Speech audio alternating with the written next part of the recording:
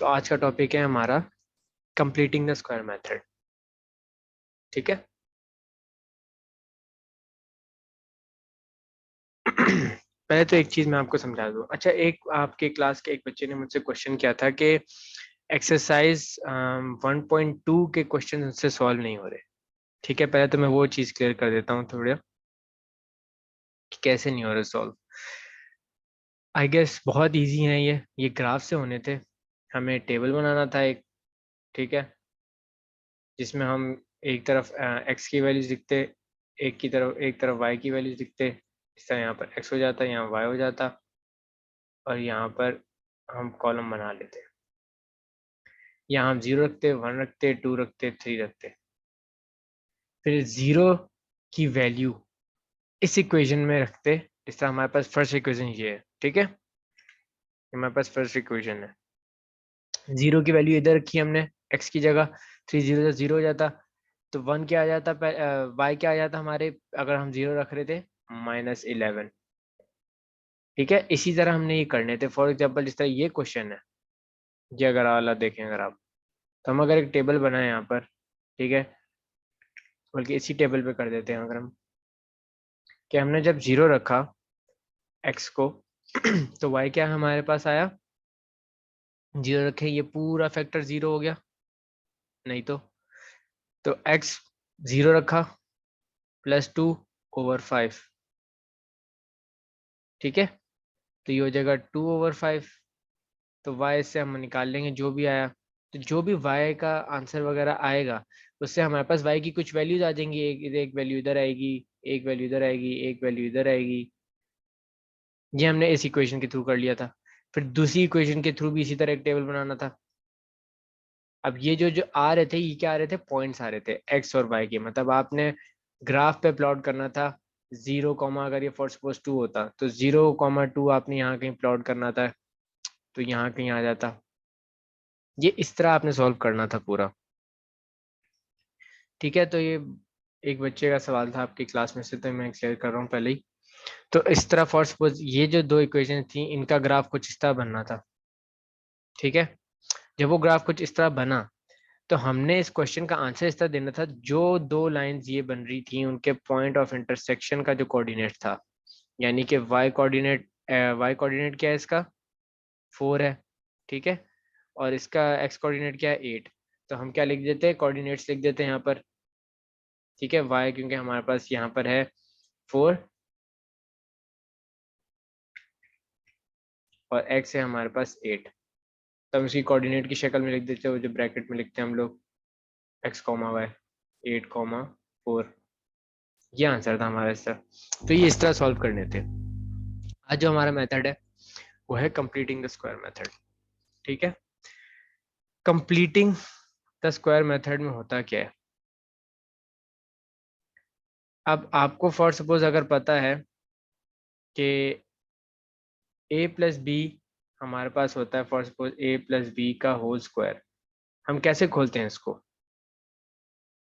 ये एक फॉर्मूले के थ्रू खुलता है ना। तो इसको खोलने के लिए हम करते थे कुछ इस तरह, a² + 2ab + b²। ये कुछ ऐसे ही खुलता था। अब हमें ये फॉर्म दी होती थी, फॉर सपोज ये फॉर्म दी होती थी, और हम इस फॉर्म में जा रहे होते थे। फॉर सपोज हमें दिया होता था x+2 का होल स्क्वायर, और हम करते थे उसको कुछ इस तरह x²। ठीक है, इस फॉर्मूले के थ्रू खोलते थे। तो 2ab यानी कि a इस केस में ये है, b ये है हमारे पास इस केस में, +2 × x × 2 ab। ठीक है, +b² b है हमारे पास 2, 2 का स्क्वायर।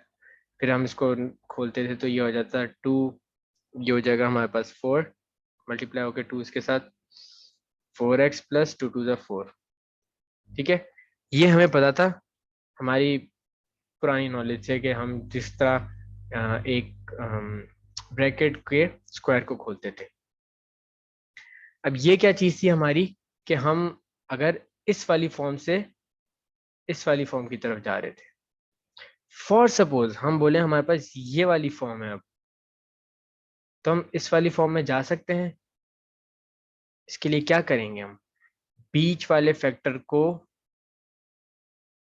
देखेंगे हम पहले कि 2ab है उसका, फिर अगर ये 2 से मल्टीप्लाई हो रहा है तो हम इसको किससे मल्टीप्लाई कर देंगे या डिवाइड कर देंगे, किससे, डिवाइड बाय 2 कर देंगे, है ना। मतलब बीच वाला फैक्टर फॉर सपोज आपके पास अगर हो कहीं, एक आपको एक बैकबोन दे रहा हूँ इस वाली कंप्लीटिंग द स्क्वायर की, तो हमारे पास 2ab वाली जो चीज है इसको डिवाइड बाय 2 कर देंगे, ठीक है। और फिर अगर हम इसके कोफिशिएंट जो भी होगा ए बी के का, हम उसको देखेंगे, ए बी आ जाएगा हमारे पास ओरिजिनल, ठीक है। हमें इस फॉर्म में लेकर आना है। अब मैं इसकी बताता हूँ थ्योरी कि हम कर क्या रहे हैं हम इसमें, ठीक है। कंप्लीटिंग स्क्वायर में हमारे पास अगर कोई इक्वेशन हो, फॉर एग्जांपल आपकी ये इक्वेशन लिख लेते हैं, 2x²। मेथड साथ के साथ ज़रूर देखिएगा, इसके इसके मेथड्स जो है ना बहुत कीमती हैं, बहुत ज़रूरी हैं, बहुत इंपॉर्टेंट है, ठीक है।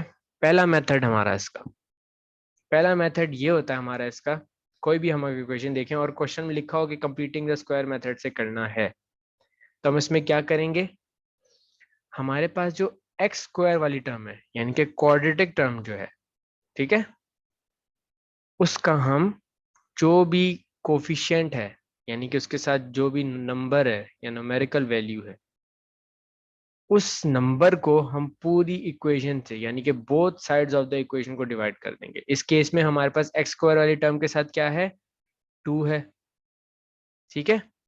इस 2 को हम पूरी इक्वेशन के साथ क्या कर देंगे, डिवाइड कर देंगे, ठीक है। तो जब डिवाइड करेंगे हम इसके साथ,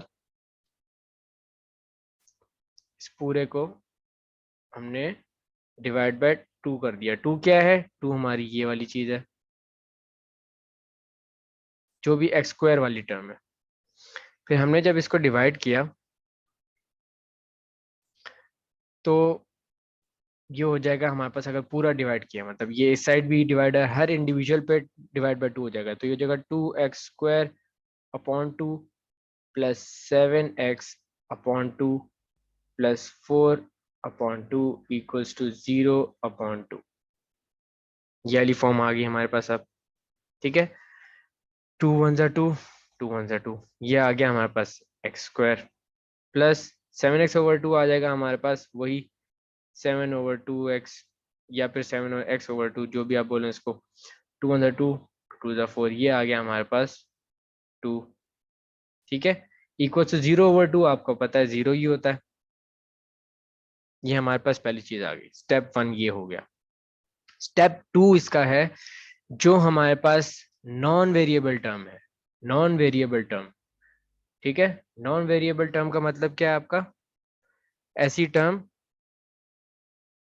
नॉन वेरिएबल मैं लिख देता हूँ साइड पे। नॉन वेरिएबल टर्म कौन सी टर्म होती है, जिसमें आपके पास एक्स वाली चीज हो ही ना, मतलब एक्स होता है ना, जिस तरह कहीं पर एक्स लिखा हुआ हो तो वो ना हो।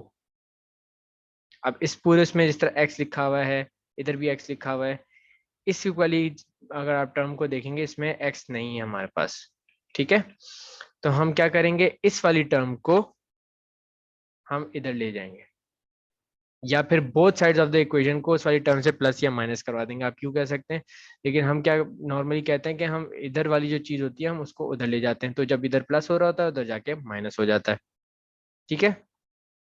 तो हमने यहाँ क्या किया, हमने किया x² plus 7/2x is equal to -2, ये वहां जाके हो गया -2। ये इसका था थर्ड स्टेप। इसका फोर्थ स्टेप है कि हमारे पास जो x वाली टर्म है ना, x with the power of 1 यानी कि लीनियर टर्म, क्या कहें उसको, इसको हम कह सकते हैं लीनियर टर्म।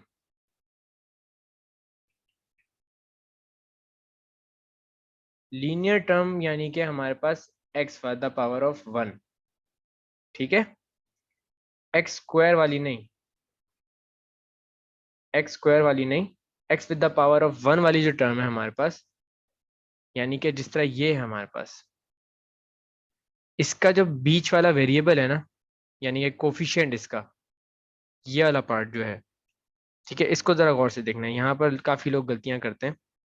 इसका जो 7/2 यानी कि इसका जो कोफिशिएंट है x की पावर 1 लीनियर वाली टर्म के साथ, इसको हम करेंगे डिवाइडेड बाय 2 या मल्टीप्लाई बाय 1.5, 1/2 सॉरी, ठीक है।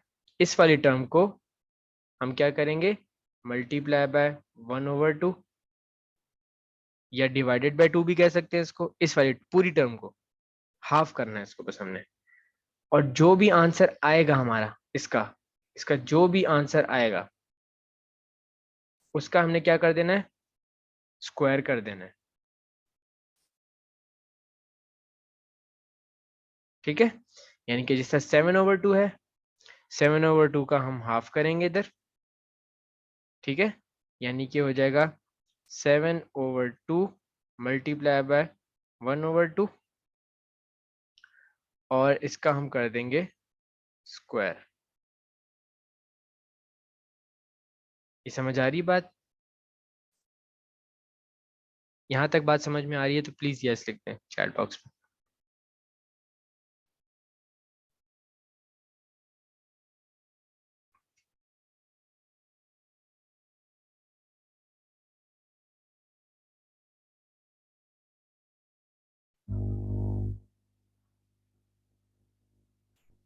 ओके, तो हम क्या करेंगे इधर, हम इधर करेंगे, एक साइड पे कर लेते हैं कि 7/2 वाली जो टर्म है, यानी कि 7/2 वाली टर्म ले लो यहाँ पर, 7/2 ले ली टर्म यहाँ पर साइड पे। इसका हमने क्या किया, मल्टीप्लाई बाय हाफ, यानी कि 1/2, और इसका स्क्वायर, जो कि हमारे पास बन के आएगा 2 2 4 हो जाएगा यहाँ पर हमारे पास, तो हो जाएगा 7/4 का स्क्वायर। इसका जो आंसर यहाँ पर आएगा इन दी एंड वो होगा 7 7 जा 49 हो जाता है, स्क्वायर करेंगे ऊपर नीचे, 4 4 जा 16 हो जाता है। अब ये जो टर्म आई है हमारे पास, ये जो टर्म आई है हमारे पास, इस टर्म को हम दोनों तरफ, यानी कि इस तरफ भी इक्वेशन के, मैं सही तरह मार्क कर देता हूँ, इक्वेशन के इस तरफ भी और इक्वेशन के इस तरफ भी क्या करेंगे, ऐड कर देंगे, ठीक है। ये जो टर्म आई है हमारे पास, हम इसको दोनों तरफ ऐड कर देंगे, यानी कि हम इसको लिख सकते हैं नीचे, ये हो जाएगा एक्स स्क्वायर प्लस 7/2x, ठीक है, plus 49/16 is equal to -2 plus 49/16, ठीक है। ये हमने इसका चौथा प्रोसेस कर लिया, यानी चौथा स्टेप कर लिया। अब इसको हम नॉर्मली सॉल्व करेंगे जिस तरह हम करते रहते हैं, ठीक है। और इसको हम नॉर्मली देखेंगे इस तरह हम इसको सॉल्व करते हैं।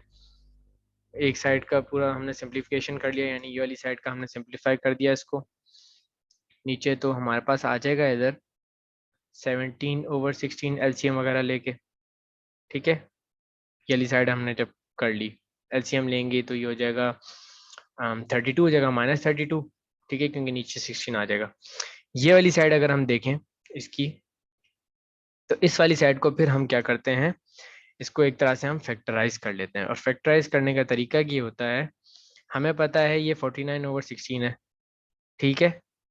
49/16 का क्या मतलब हो गया कि ये हमारे पास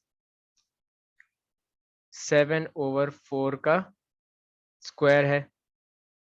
ये जो हमने यहाँ स्क्वायर किया था, 7/4 का स्क्वायर, होल स्क्वायर किया था ना यहाँ पर, ये वाली जो चीज़ है, तो 7/4 का होल स्क्वायर है। और ये वाला x हमारे पास, हम इसको नीचे ले आएंगे, ये हो जाएगा x प्लस 7/4 का होल स्क्वायर।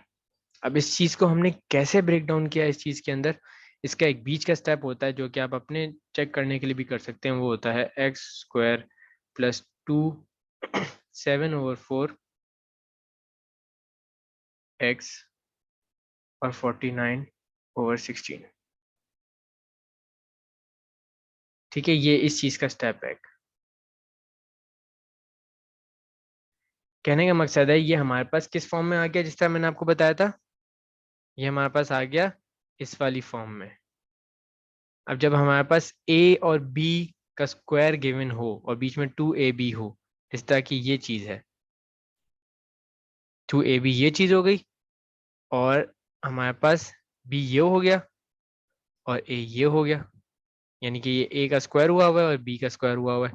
तो हम इसको किस फॉर्म में लिख देते हैं, a प्लस बी का होल स्क्वायर। हमने क्या किया, a लिखा, यानी कि a हमारे पास x हो गया, क्योंकि यहाँ पर ये a स्क्वायर था, यहाँ पर a स्क्वायर था हमारे पास, तो हमने इसको a को नीचे लिख दिया, यानी कि सिर्फ x को, और हमारे पास b का स्क्वायर हुआ हुआ था, ये जो वैल्यू थी ये b का स्क्वायर थी, ये a स्क्वायर थी, ये b स्क्वायर थी। हमें पता है b क्या था, b का मतलब अगर स्क्वायर इसका अंडर रूट ले लें तो हमारे पास क्या था, 7/4 आ रहा था इधर, जिस तरह हमने पहले निकाला था 7/4 का हमने स्क्वायर किया था तो 49/16 आया था। तो वापस अगर पीछे चले जाए हम इससे, तो 7/4 का होल स्क्वायर हो रहा था, तो हमने क्या किया यहाँ पर, x प्लस 7/4 का होल स्क्वायर। ठीक है, यहाँ पर फिर हमने इसको नॉर्मल सॉल्व किया, बहुत जिस तरह हमारे पास इधर स्क्वायर है, हमने क्या किया, हमने दोनों तरफ रूट ले लिया, अंडर रूट, स्क्वायर खत्म करने के लिए। ठीक है, तो ये जब अंडर रूट आ जाता है तो ये स्क्वायर कट जाता है, और अंडर रूट जब खुलता है, एक चीज का ख्याल जरूर रखना है, ये हो जाएगा x प्लस 7/4, क्योंकि ये कट गया है स्क्वायर और स्क्वायर रूट। इस तरफ हमारे पास जो आएगा उस चीज का ख्याल रखना है, वो क्या है, प्लस माइनस। जब अंडर रूट खोलते हैं हम तो वहाँ प्लस माइनस आ जाता है, तो यहाँ पर आ जाएगा अंडर रूट 17/16। अब आप देखें हमारे पास ये नॉर्मल केस है जो हम पहले से सॉल्व करते आ रहे हैं। ठीक है, इसको फिर हम नॉर्मली ही सॉल्व करेंगे। ये हो जाएगा x, दो इक्वेशन आ जाएंगे हमारे पास, ये हो जाएगा x, इसको उधर ले जाएंगे तो ये हो जाएगा x इक्वल्स टू, प्लस वाले केस के साथ कर लेते हैं अगर हम, और 16 का भी हम रूट ले लेते हैं हम कहते हैं। ठीक है, तो ये आ जाएगा प्लस अंडर रूट 17/4, क्योंकि 4 4 जा 16 होता है, हमने इन दोनों का अलग रूट ले लिया, 17 को अलग कर लिया और 16 को अलग कर लिया, तो 16 का अंडर रूट हमारे पास आता है 4, 4 माइनस 7/4, और दूसरा चीज, दूसरा हमारे पास क्या x की वैल्यू आ गई, x equals to minus under root 17/4 minus 7/4। ठीक है, इसको अगर हम फर्दर सॉल्व करेंगे तो हमारे पास x की दो वैल्यूज आ जाएंगी, वो क्या आएंगी, एक हो जाएगी हमारे पास -7 प्लस अंडर रूट 17/4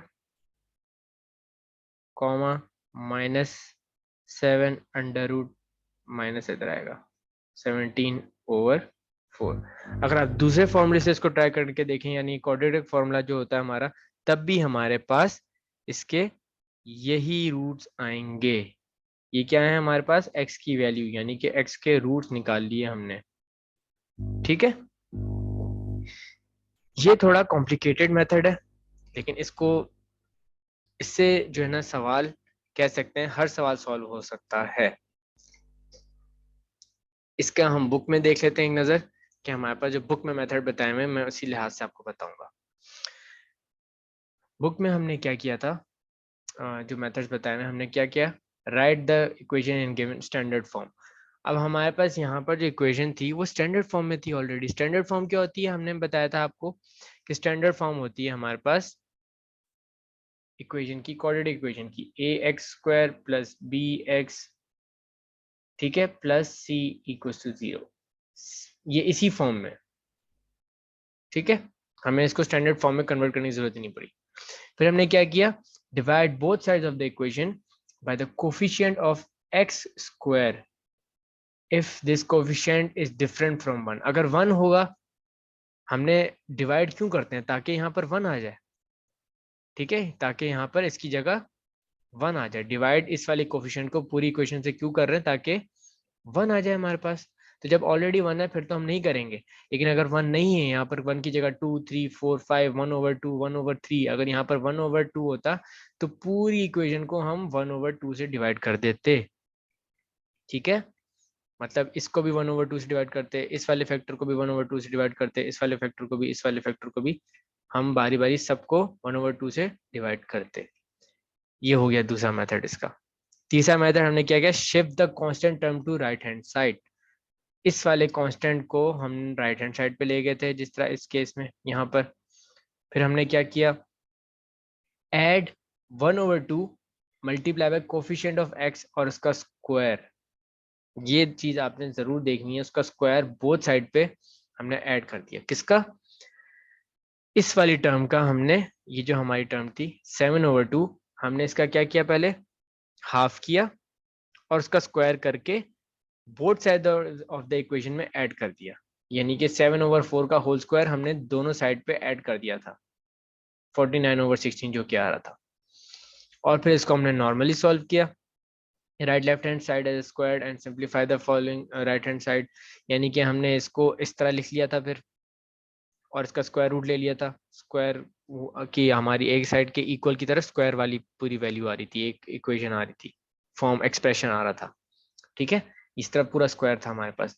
तो हमने स्क्वायर रूट ले लिया both side, both side square करने के बाद हमने ये लिख लिया बोथ साइंस। अच्छा ये देखें, taking the square root of each side using both the signs. ये मैं आपको बता रहा था कि ये जब स्क्वायर रूट ले लेते हैं, तो जब हम इसका स्क्वायर रूट ले रहे हैं, इस वाली टर्म का, इस वाली टर्म का जब स्क्वायर रूट ले रहे हैं हम, तो हमारे पास ये आ रहा था। प्लस माइनस जरूर लिखना होगा, प्लस माइनस लिखेंगे तो एक सोल्यूशन हम प्लस के साथ करेंगे, ठीक है, एक सोल्यूशन हम माइनस के साथ कर रहे हैं इधर, एक सोल्यूशन हमने प्लस के साथ किया, एक सोल्यूशन माइनस के साथ किया, और फिर हमारे पास दो रूट्स आए। अगर हम एक साइन से कर देंगे तो हमारे पास एक रूट आएगा, तो आंसर गलत हो जाएगा। तो इस तरह हमने ये सॉल्व कर लिया क्वेश्चन। बहुत ही इजी मेथड था, अगर इसके आप स्टेप्स फॉलो करें प्रॉपरली। ठीक है, प्रैक्टिस करेंगे इस पे, बहुत आसान लगेगा ये, और इससे ये है कि हर क्वेश्चन बड़े मजे से सॉल्व हो जाएगा। ठीक है, आज का लेक्चर हम यहाँ रखेंगे, और जितनी भी चीज़ें हैं आप इसको सॉल्व करें। आपका इंशाल्लाह नेक्स्ट जो क्लास होगी उसमें हम एक छोटा सा क्विज रखेंगे। आई एक्सपेक्ट कि अब तक आपकी एक्सरसाइज 1.8 तक सारी चीज़ें, सारे क्वेश्चंस उसके सॉल्व हो जाने चाहिए, प्रैक्टिस हो जानी चाहिए। उस लिहाज से इंशाल्लाह हम नेक्स्ट, या नेक्स्ट नहीं तो उससे अगली क्लास में हम आपका क्विज ले लेंगे। इस पूरे चैप्टर का ये चैप्टर हमारा कंप्लीट हो चुका है। ठीक है, थैंक यू, अल्लाह हाफिज।